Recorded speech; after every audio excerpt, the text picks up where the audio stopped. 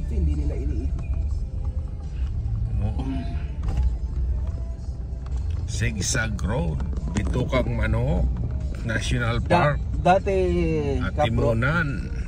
di ba dati no, nagpapamanila na tayo, kasi siman tayo. Ito tayo mga bus dito dumadaan ako, mga aralanganin, nagigising ako minsan. Sa lubungan pa.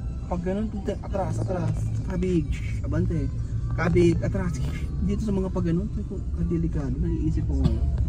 Buti nga binawal na dito yung bus. Masikip pa noon. Dito yung pag ganun, wala Wala pang Yan nahulog dito. Wala pang mga boundary. marami na aksidente rito. Kaya buti nga binawal na eh. Wala pang boundary, wala pang lalo dyan sa ganyan na paliko. Di kaya ng isa kang ganun, di kaya.